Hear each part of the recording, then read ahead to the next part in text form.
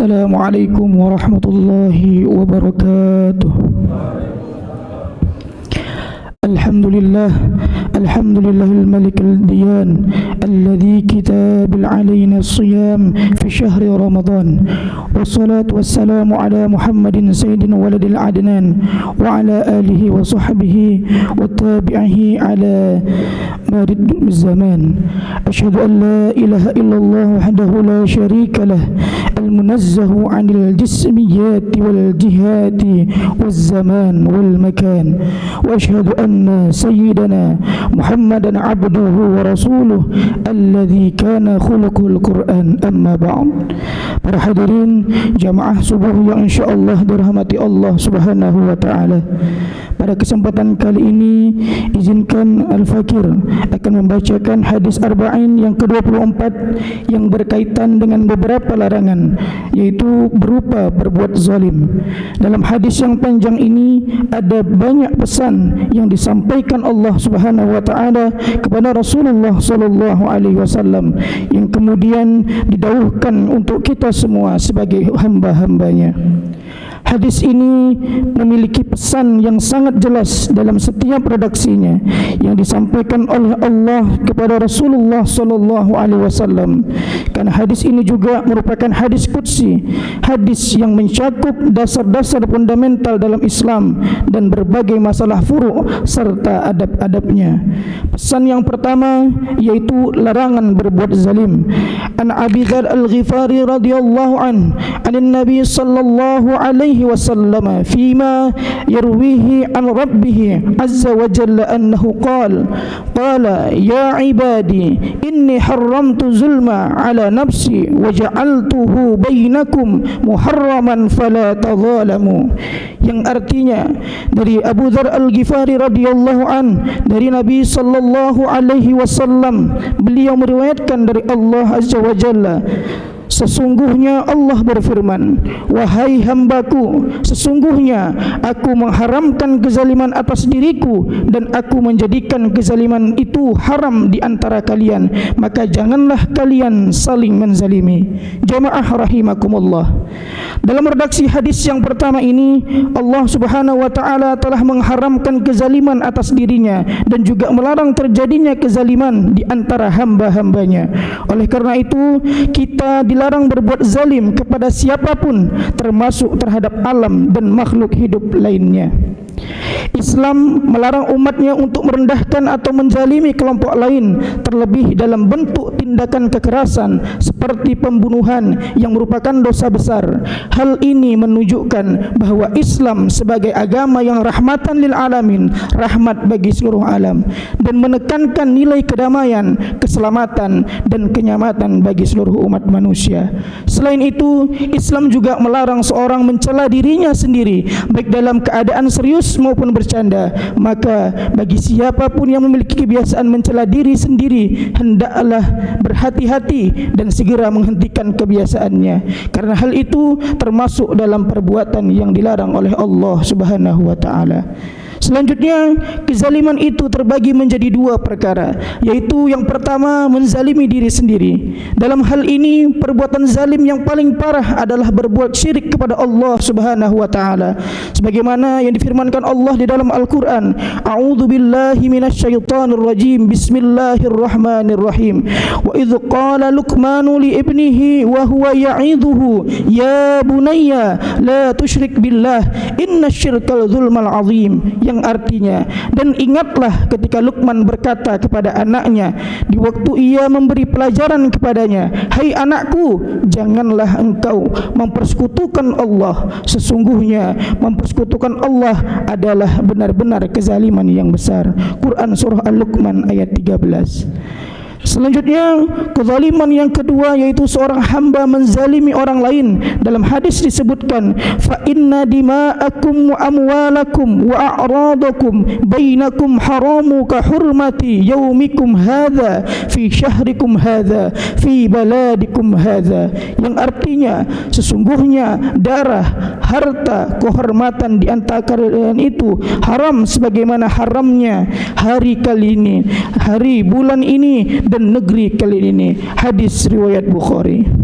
Jamaah rahimakumullah. Selanjutnya pesan yang kedua, yaitu Allah lah yang maha memberi petunjuk. Ya ibadi kullukum dhallun illa man hadaituhu fastahduni ahdikum.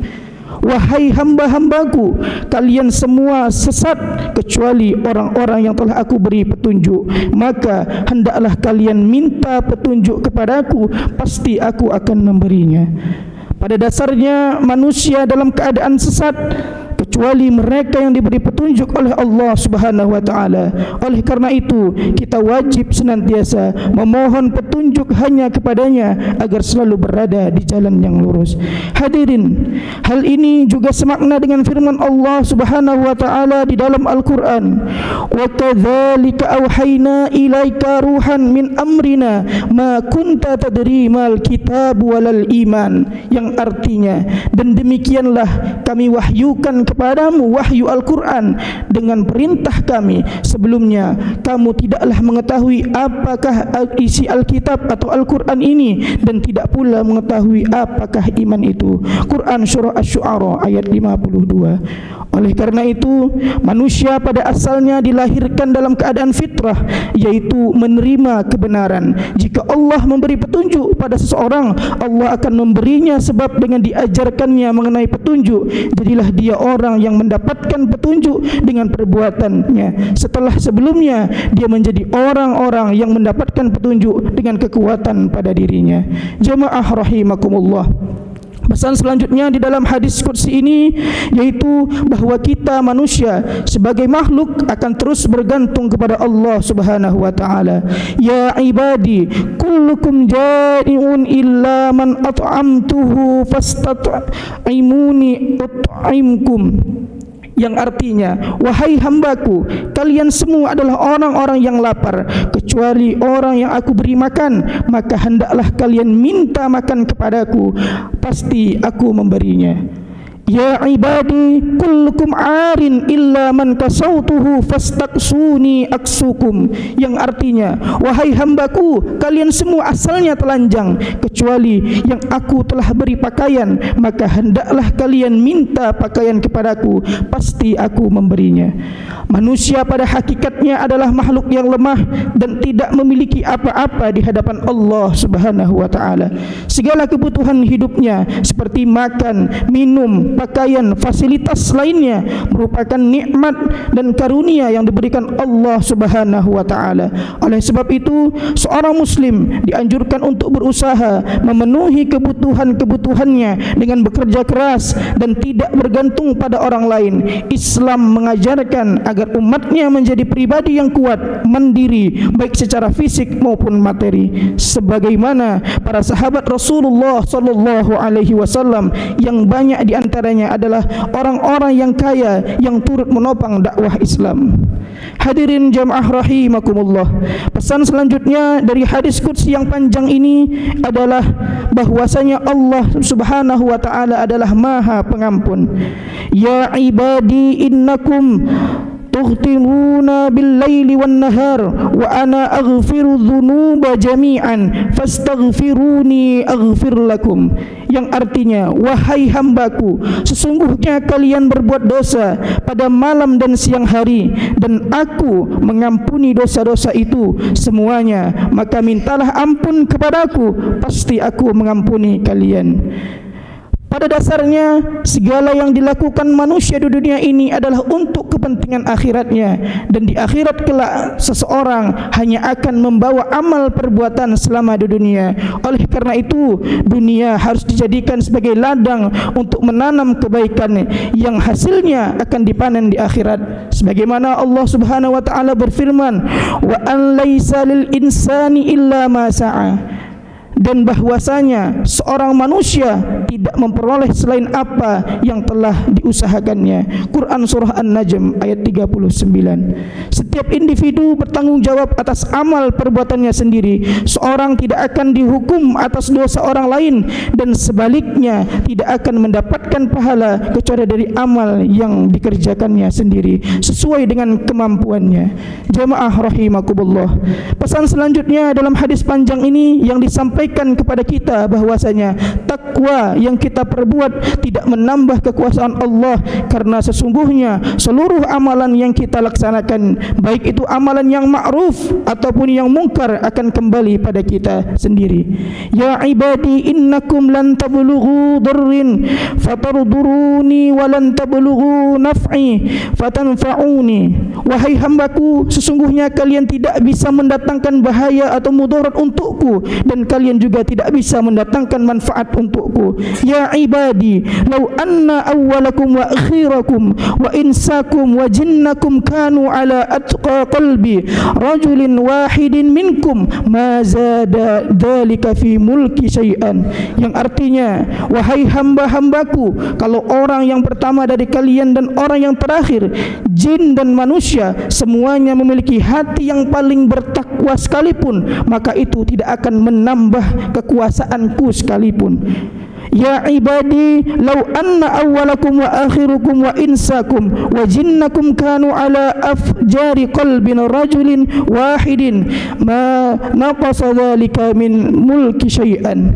Yang artinya, wahai hambaku, kalau seandainya orang yang pertama dari kalian dan orang yang terakhir manusia dan jin semuanya memiliki hati yang paling durhaka kepadaku sekalipun, maka itu juga tidak akan mengurangi kekuasaanku sama sekali. Ya ibadi, law anna awwalakum wa akhirakum wa insakum wa jinnakum qamu fi sa'idin wahidin fas'aluni fa'taitu kulla insani mas'alatahu ma naqasa dhalika mimma indi illa kama yanqusul mikhyatu idza udkhilul bahra. Wahai hamba-hambaku, kalau seandainya orang yang pertama dari kalian sampai yang terakhir dari kalangan bangsa jin dan manusia semuanya berdiri di sebuah lapangan panjang, kemudian mereka semuanya meminta kepadaku dan aku memberikan masing-masing apa yang ia minta, maka itu tidak akan mengurangi harta yang ada pada diriku kecuali sebagaimana berkurangnya air laut sampai dicelupkan jarum ke dalamnya. Allah Subhanahu wa taala berfirman bahwasanya sekalipun 10 manusia dan bangsa jin yang bertakwa kepadanya, hal itu tidak akan menambah kekuasaan dan kerajaannya sedikit pun. Begitupun sebaliknya, tidak akan mengurangi sedikit pun apabila dari kalangan manusia dan bangsa jin tersebut durhaka kepada Allah Subhanahu wa taala. Jika seluruh manusia dan jin secara serempak berdoa, Allah mengabulkannya, maka pemberian itu tidak akan mengurangi apa yang ada di sisi Allah, kecuali seperti berkurangnya air laut ketika sebuah jarum dicelupkan ke dalamnya. Hal ini menunjukkan betapa luas dan tidak terbatasnya kekuasaan Allah dan rahman-Nya Allah. Para hadirin jamaah rahimakumullah, dan pesan yang terakhir dari hadis yang panjang ini yaitu Allah, dalam hadis ini Allah mencatat dan memberikan amalan yang kita perbuat. Ya ibadi innama hiya a'malukum uhsiha lakum thumma awaffikum iyyaha faman wajada khairan falyahmid lillahi wa man jada khairan dzalika fala yalumanna illa nafsah. Yang artinya, wahai hamba-hambaku, sesungguhnya ini adalah amalan kalian, aku mencatat untuk kalian, kemudian memberikan balasan untuk kalian. Maka barang siapa yang mendapatkan kebaikan, hendaklah ia memuji Allah, dan barang siapa yang mendapatkan selain itu, maka hendaknya dia tidak mencela kecuali dirinya sendiri. Hadis riwayat Muslim. Allah Subhanahu wa taala mencatat seluruh amal perbuatan manusia dan akan memberikan balasan yang sempurna sekecil apapun kebaikan yang dilakukan, dan akan mendapatkan ganjaran dari sisi Allah. Namun amal tersebut tetap bergantung pada keikhlasan dan penerimaan kita sebagai manusia.